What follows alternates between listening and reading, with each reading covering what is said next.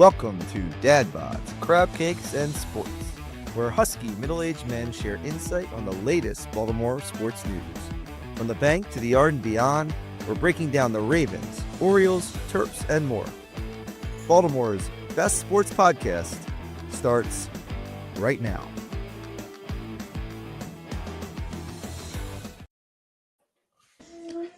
Good afternoon and welcome to Bods, Crabcakes, and Sports, a very, very special edition. Mike, you said it last night. You said if they hear our voices and see our faces today, it's good news. I'm wearing a pirate hat, an Oriole sweatshirt, as the Baltimore Orioles inked their first big deal since Mike Elias has been here, essentially a 5-year deal for the polar bear. Pete Alonso, bringing him from the Mets and I guess away from the Red Sox and whoever else wanted him, Mike. Oh my God. Everything has changed, Jason. Everything is changing. This is one of those moments where my whole life has changed. No, I think it's amazing. I think I now believe in Mike Elias more so than I did previously. I know that you said you believed, whatever, but he has to do something, and he put his money where his mouth was, $155 million worth of his money where his mouth. And you know what? It's cold up here in Baltimore, and it's polar bear season. I love it. Well, it's not hard to put your money to where your mouth is when it's not your money, you know. I mean, you're just like spending someone else's money. I do that very well. I would love that opportunity, actually. Yeah, listen, I mean, I'm ready. I'm ready to hear it. I'm ready for the apologies, Frisky, and the rest of you people out there. That I mean, I've read things call him Mike a liars and all this stuff with John and Mike, even you saying same old Orioles. Here we go. I've tried to calm you all down for the last since the season ended and stuff started coming out. I'm not saying that I predicted them to that they were going to sign Pete Alonso. I'm saying that they felt the pressure. They knew they had to make moves, and the reason why I couldn't get away with the fact that I was positive was going to happen, there's just too much noise about it. Not just locally, but locally and nationally. And everyone's like, this is just a different feel. And Elias is saying different things. And it's like, okay, like he's for real now. And they've been very clear, Mike, that this isn't it. Like they were able to make two big moves around this time. And another would be a starting pitcher, which we'll get to in a minute. But yeah, I mean, last night when we talked and we went over our predictions for who was going where, you did stick with your thought that you thought Alonso would go to the Orioles. You said if it wasn't the Orioles, it would be the Red Sox. I did go with the Red Sox, but you know what I didn't know until we got off the show last night? Apparently, the Red Sox had an interview set up with him in person yesterday, and they canceled it. And they canceled it because some of the executives were sick. Well, the Orioles must have said everything he wanted and more. And it's what we were talking about. It's he wanted to feel loved. He needed that fifth year, it sounds like. And you know what? By all means. And that's what happened. It sounds like. I mean, I saw some social media posts from Red Sox fans like, if we lose the polar bear over the flu, I swear to God. And you know what? There's some realism there. You know, he had an opportunity to meet with the Red Sox. They didn't meet in person. They were planning to meet, I think, today possibly. But hey, good for the Orioles, and way to spend some money. And like you said, Jason, you said this yesterday. Sweeten the pot just a little bit more than what Schwarber got at the 150 versus the 155. And so the Orioles stepped up there. I didn't see that there are any opt-outs. There are no, any special. There's a little bit of a possible, I said, no trade clause. They're saying maybe a limited no trade clause that might go along with it.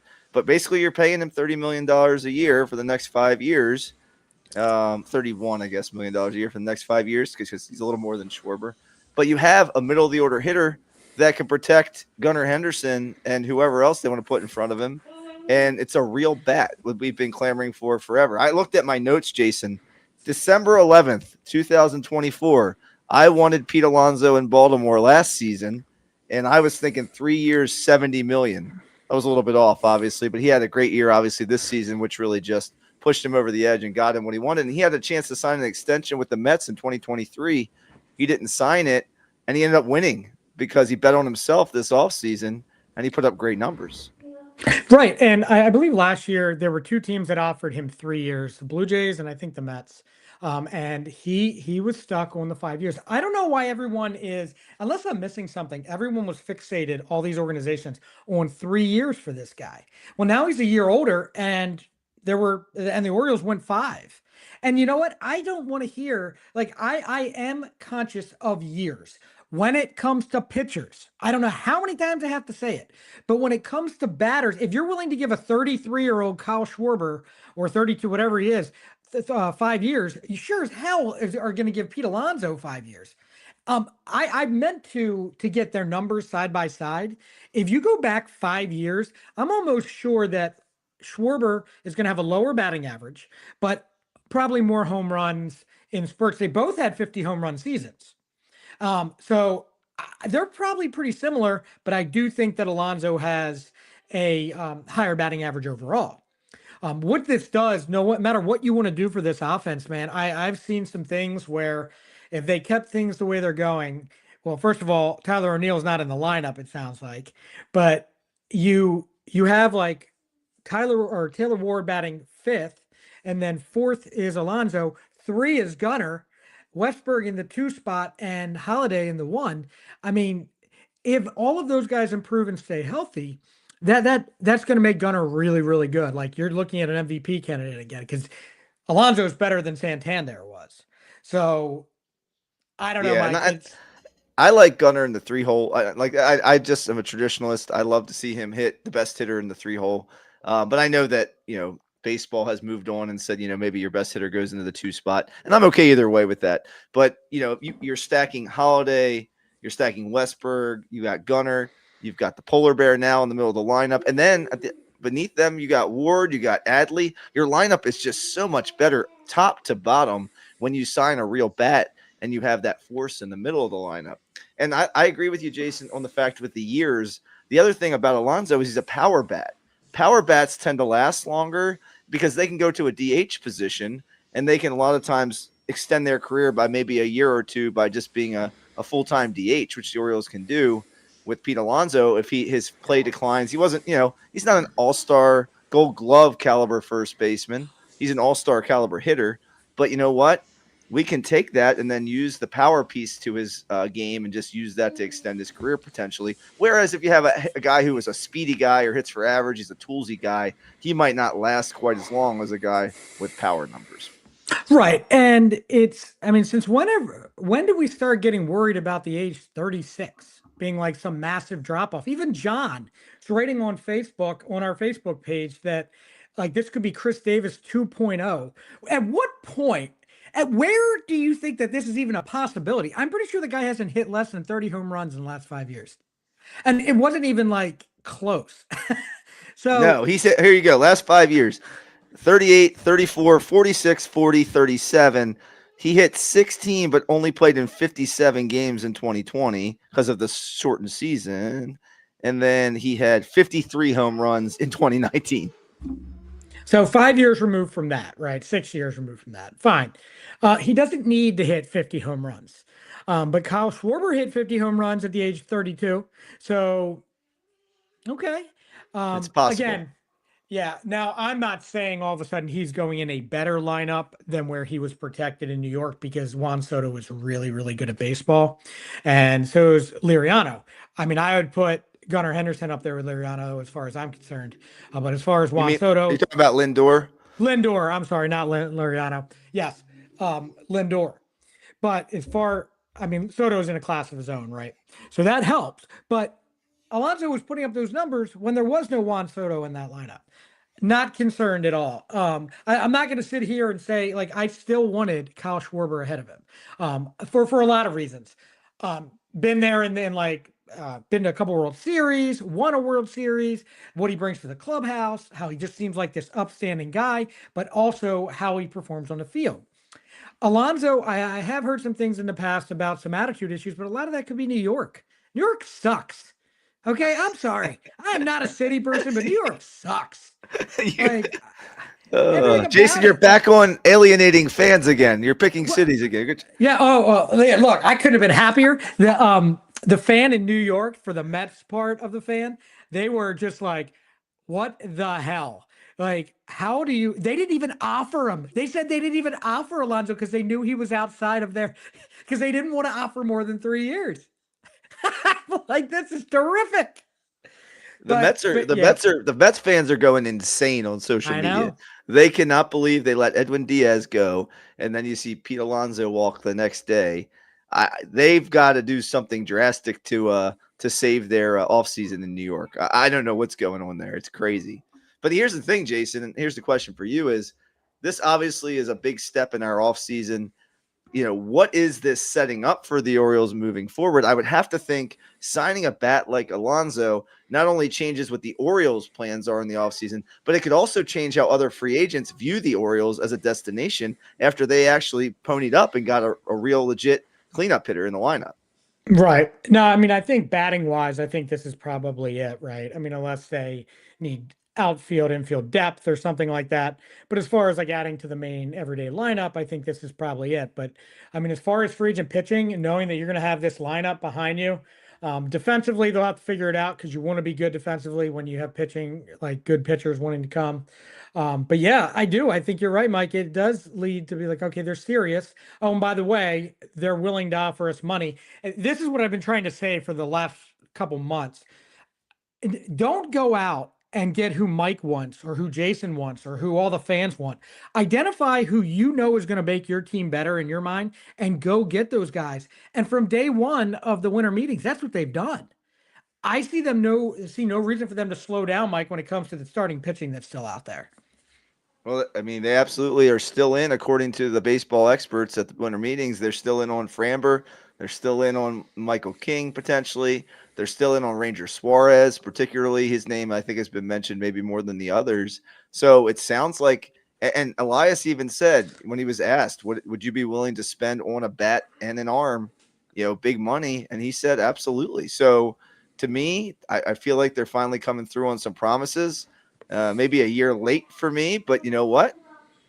Hope springs eternal, and I wish it was the 2025 campaign. But if it's a 2026 campaign and we're back in the playoffs and we've done what we needed to in the offseason to shore up this team, I'm as excited as they get. And to me, Jason, I have a question for you real quick. Is exciting moments as an Orioles fan, signings like this. Like I'm trying to think back to how I felt in the past. I was too young, I think, to understand what the Palmeiro signing and all that kind of was back in the day. But I do remember Chris Davis was exciting for me. The Tejada signing was super exciting for me, I think, when that happened. Those two come to mind. And then the big trade for Corbin Burns was really exciting a couple years ago. Any moments that you can compare this to in your lifetime? Yeah, for me, Robbie Alomar, when they signed him, I remember when I found out the news, like I think it was in seventh or eighth grade, but I was going for it was like it was closer to Christmas, like towards Christmas break, and we were getting ready to go to our Christmas play at school. And then I saw this on the news. I was like, oh, wow. And of course, I knew who Robbie Alomar was. The Blue Jays just won 2 World Series a couple years ago. So to me, he was the best baseball player, like infielder that I'd seen in a while, right? So that one, Corbin Burns for sure. I mean, I remember texting you back and forth, and then right around there is when they it was Rubenstein was buying the Orioles, so then he thought of extension possibilities and whatnot. So that one for sure. And I'm trying to think. Albert Bell for me at the time was big because Albert Bell was awesome, but it didn't pan out as well. But for His me, yeah, hips lied. those would be the He's not big like ones. Shakira. His hips did lie. He lied to him. Oh man, but yeah, I mean, look, they needed a closer. They got a closer. They needed a big bat, which I thought was the most important thing, even above the starting pitching. Check that one off. And now they need two pitchers, whether you get them through trade or whether you get them through um, the free agency. You need two pitchers, and there's still a lot of possibilities out there. One thing I did want to say, Mike, is after we got off the air last night, and then I started looking more into it. I was listening to some more podcasts of some of the guys that I follow. Um, this became more and more realistic to me because people were talking different about it, local guys and people that follow the team very closely. So I actually expected last night in the middle of the night to be woken up by a text message saying that they signed him. And then it's just a story between all of us. I had my phone upstairs earlier today and my watch was on, and I got a notification with attachment from John. And I'm like, oh, sweet. Somebody just posted it. So I like ran upstairs and then John said some sort of Ravens thing or something. And I was like, oh, I hate Uh, my life. it was a I hate my post life. from the Army Navy game. It was like Yes. a yeah. Which I couldn't care less at this moment about anything else than the Orioles. And then 5 minutes later, I'm like, this is a joke. Uh, This is a joke. well, I'm I'm being looking punked. at I'm looking at my lineup. Like I in November, I made some predictions, wrote down a lineup. I had two lineups. One included Cody Bellinger, who was my next best guy, and one was with Alonso. Here's what I had. Since the Alonso thing came true, maybe I'm on to something here. But I had them signing Framber Valdez and then trading for a back end number 5 starter. And I had said Mitch Keller, which you didn't love, I think, at the time, Jason. But like I think, that could be a possibility of something like that, or maybe something a little better than that now that we know they're willing to put all the money in and they're really trying to win now. Yeah, I mean the so I thought they would get one of these bats. I just didn't know which one. I didn't know what direction they were trying to go. I mean, clearly Schwarber was the one that made the most sense, and that was their number one option. And as far as pitching goes, like no, Mitch Keller. I want to aim higher here because even if say the second pitcher they get is David Peterson from the Mets, wouldn't that be funny? How all this is working out. Like to me, that's still an upgrade in your 4 spot because if you're playing this out like we talked about last night, you need a one. You need a 1 or 2. I don't think there's any ones left on there. Maybe Peralta to me could be a 1, 2, or 3. Valdez could be a 1, 2, or 3. And then we don't know about Amai. So, and then Ranger Suarez to me is a 2 or 3, probably a 3. And yeah, it's to me if I do see them. I'm trying to remember who else I predicted them to get. I don't even know. I think I was like tiptoeing into this a little bit. Well, it's funny. Um, I have just to kind of not to be moving in a different direction, but Donovan sent us a pretty funny text today. He goes, "Well, you know what? That's a lot of money for a first baseman to back up Ryan Mountcastle." So my question for you is: now you have 3 right-handed hitting first basemen on your 40-man roster. I mean, Kobe Mayo, I know, kind of came up as maybe third base, but he's pretty much moved to first base. You got Ryan Mountcastle there, and now you got Pete Alonso. Very redundant, right, Jason? So what do we do with that redundancy? I don't know if there's a way to keep Kobe Mayo on this roster. They could keep. It would make more sense to keep Mountcastle as like I don't know. I mean, he can only play first base, right? Mayo can play first or third. I can see it, but he needs to play every day if he's on here. So, I mean, I see a trade, maybe more than one trade. Maybe I've always thought that Mountcastle straight up would bring back a relief pitcher of some sort that they could get. Uh, yeah, a trade for sure. I mean, but you have Tyler O'Neill, you have Mountcastle, you have Mayo. Mayo, I would love for them to try to find a way to keep because that just makes this even better, right? But where Pete Alonso is right now is where we can only dream that Kobe Mayo turns out to be. So I'll take now, please. Yeah. I will have another. But I don't know, Mike. Like I keep.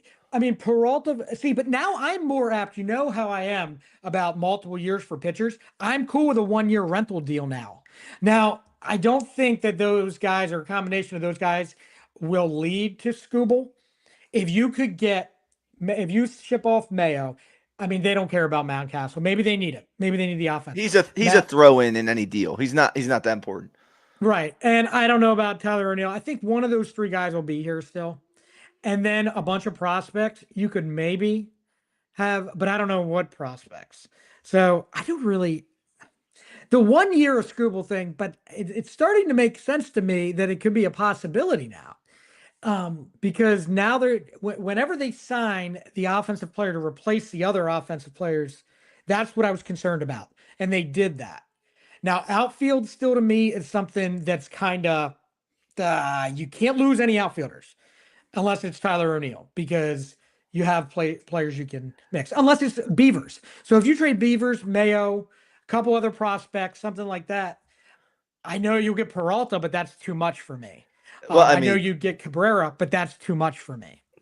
Beavers create a logjam. We've talked about that before. Okay. That's their problem. Now, what I'm saying, what I was going to ask you, Jason, related to the outfield, and I know I'm okay with what they have going on, and I think you're right. O'Neill, Mayo, Mountcastle, probably two of those three guys aren't on your roster when you start the 2026 campaign. But you know, I still think an on base guy is a need for this team.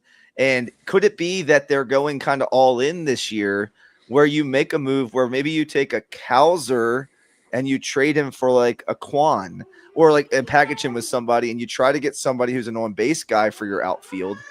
And I know that maybe makes center field an issue, but you try to maybe be a little bit more creative. It allows you to be more creative. Is there a chance they get more creative with it? Yeah, I think that I don't think you have to give up Kowser to get Quan because they're going to want multiple pieces. So I think they would. I don't know what their minor league outfield is like. Who's the guy that they got drafted number one? Starts with a P. Pisano or whatnot. I think he's the first That's baseman. yeah. So they But might not need Mayo. So is that what right, you're saying? right. So, but no, I think Quan's definitely a possibility. I don't see it unless it all depends on the pitching market and what they decide to do. But I know that they're just not going to sit around with all these extra guys and not try to use them. But it might not be right away. They might have to wait and see who misses out on who, right? I'll tell you right now, there's a lot of pressure on the Yankees now to pay attention because the Mets just got rid of Diaz contract. No, nothing with Alonso. What about Bellinger to the Mets now? Full in or Tucker now, and they could give him whatever he wants. So now the Yankees are like, oh crap, we got to get one of these guys. And Boris, he's like, hey, I Yeah, love all this. and you're playing musical chairs, and you don't want to be the Right. team left without a seat. You know what I mean? Then that could be the Yankees. It could be the Mets. I mean, Red Sox still. They want Bregman back, but now they're you limit the options as soon as the market starts to thin out. Teams get scared, and you're gonna watch. You're gonna see some big old dominoes drop here shortly because teams are worried they aren't going to get one of the fish out of the pond, and they're going to be caught without a big hitter in this market. And those teams are always looking to improve, and all teams are looking to improve, but they're always looking at the top end of the market to improve. And so they don't want to not have that. And it's not about just that but they just want to make a flash. They want their fans to get excited. That's part of it with the Mets, Red Sox, Yankees, Dodgers. And that's why they make these moves too. They're bringing in Buco Bucks, but they need to make those big splash signings to do that. And Right. so what are you going to do? Well, you know what though? If you notice, the Orioles had this meeting with Pete Alonso lined up before Schwarber with signed back with the Phillies. Like, so they were still going to meet with him. Like, even if Schwarber took the deal, or I don't know at that point, but it's to me they pivoted so well on this one. It's like, okay, all of our attention's here. Okay, never mind, nothing to see here. I'll look over here. To me, I'm glad. I was a little nervous last night. I'm like, oh man, if Alonso does go to the Red Sox, then I'm just wondering what if we're panicking. But I mean, this is a good deal, man. Like it really is in my mind. I mean, $155 million. I thought we were talking twos and threes like a few months back on players. I'm like, they're not shopping in that, they're not swimming in that water. That's why that Tucker thing didn't make sense to me. But that's going to get very interesting. Question, because this is something I was thinking about last night. Do you happen to know off the top of your head any of these pitchers that are represented by Boris by any Ooh, chance? Let's see I'm if I not can look it certain. up. But And I have I a know that point. the what is that? Are you going with the point with Boris? Because I think what Hmm. was Alonzo was represented by Boris, right? Correct. So I'm wondering something with or not by Boris. I want to say I do think there is some jockeying here with different agents. And if you're willing to throw out an offer, like I think the agent with Schwarber, they may have done um, a little handshake deal. Like, hey, or I think it happens sometimes. I'm not saying the Orioles do, but they go to these agents, they say they're going to throw out an offer, even though they know they're going to Philly, in hopes that they think about them when it comes time for another deal. And I just wonder because I know Tucker and Schwarber, I think, have the same agents. So to me, it's just I wonder what goes on behind the scenes like that. But as far as Boris goes, man, I mean, locking down Alonso really helps with all these other guys that are Boris agents. I mean, there's three of them I'm thinking of at the top of my head that's on your team right now with Holiday, Westberg, and Gunner. I mean, it can't hurt that we got the deal done with Alonso, and it just shows that. And Boris even said the Orioles have been great; they've been willing to cooperate. They're bringing real money to the table, and I haven't heard those kind of quotes from Scott Boris in the past when it came to negotiating for free agents with the Orioles. So I think that can only work in good faith when you're working to make a deal for. If you're trying to extend Gunner, or you're trying to extend Westy, you're trying to whoever you're trying to extend Holiday. Those are the three major guys that he represents. I don't know that he won't let Gunner hit free agency. I don't know that it completely changes the game, but I think it can't hurt. Right. And as much as I'd love to see some extensions and stuff, like I mean, I said it last night, focusing on building this team right now needs to be where the priority is. And then um from there, just then you start locking up your own guys. And like I said, I think Rogers is probably one of the first ones, and Bradish and players like that. Those are the guys you want to try to lock up if you can. So yeah, so to me, Mike, all the attention now turns over to pitching. But it sounds like the everything in the winter meetings, they were trying to take care of the batters first. One last question for you, Jason. And who out of the prospects that the Orioles have currently, um, would you say, I don't know that there's an untouchable among them. Who would you like to keep and who would you be willing to part with? And I'm thinking more along the lines of those in double A or higher that are more major league ready, I would say. Um, do you have any favorites? Do you have any that, like, to me, the Gibson guy who's the pitcher, I would like to hold on to that guy. Do you have anybody like that? Well, as of right now, it all depends on what they're doing, like who they're signing and for how long, right? Because that then determines what pitchers you may or may not sign. I mean, Gibson, Young, I mean, Povich. I've seen enough of Povich that he could help a team or have another franchise unlock some things for him, right? But I'm not. There isn't anyone that like jumps. A lot of the guys they drafted this year are very appealing to me. Who is it? George. He's the one guy that I would love for them to hold on to. I think he's going to be a very special baseball player.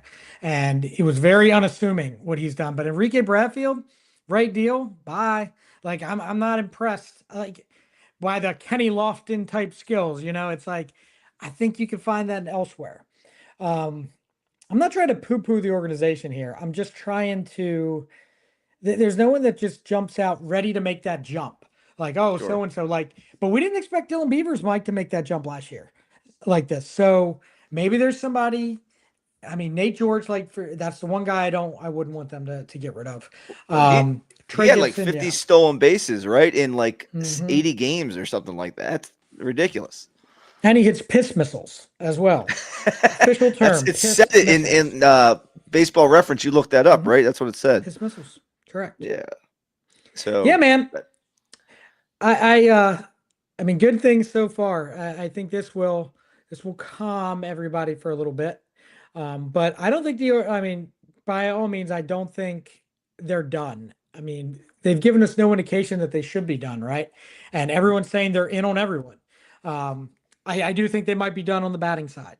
I mean, would you agree with that? Or are you still thinking that there could be some finagling trade wise to bring somebody else in? But as far as free agent bats, do you think that's it?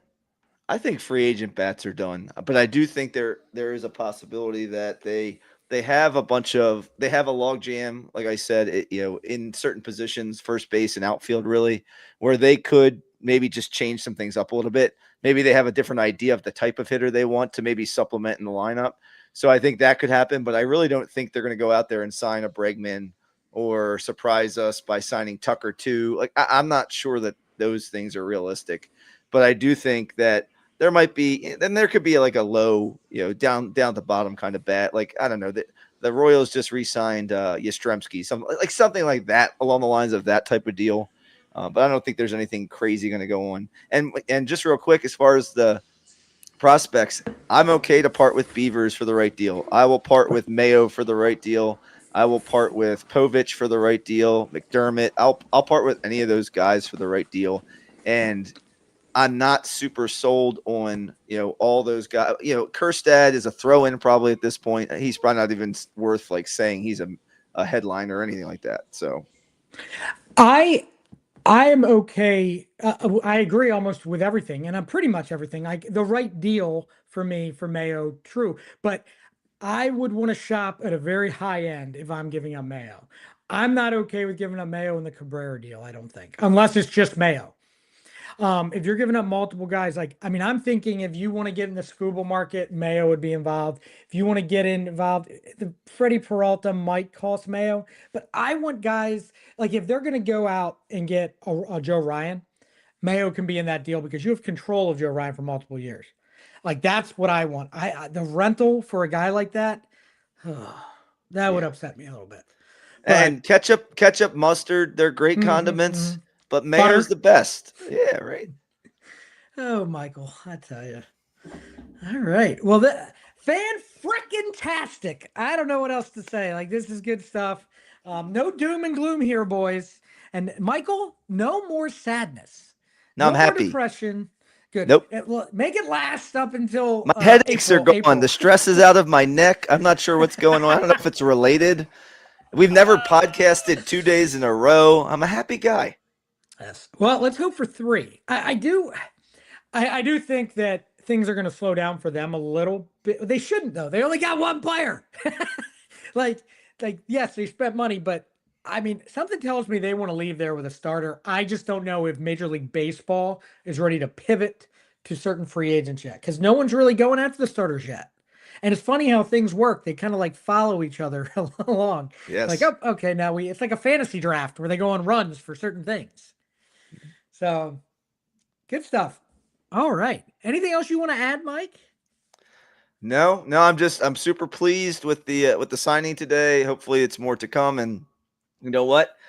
I think they're a legit playoff contender at this moment right now. This signing makes a big difference in how I feel about them. And I think it probably makes a big difference about how the AL East feels about the Baltimore Orioles moving forward. So excited, ready to go. Give me a pitcher tomorrow. Let's do it.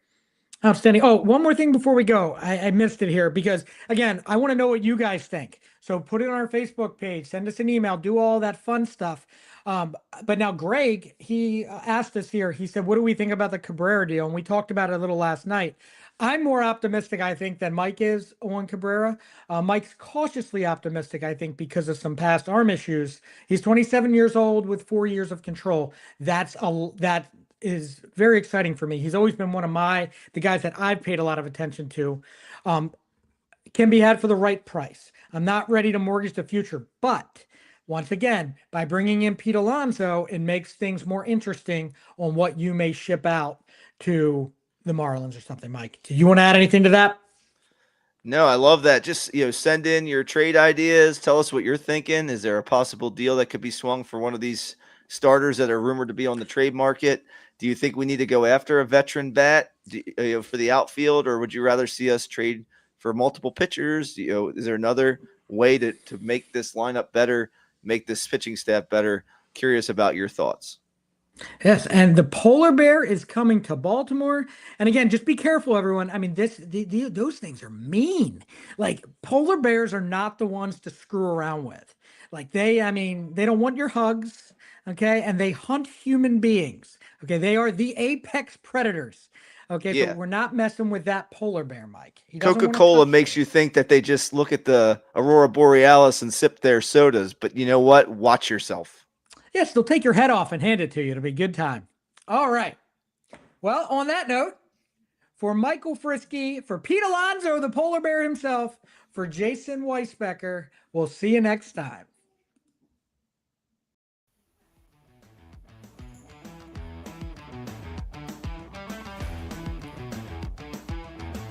Don't forget to subscribe to Dad Bods, Crabcakes, and Sports on Red Circle, Apple Podcasts, Spotify, Amazon, or wherever you get your free podcasts.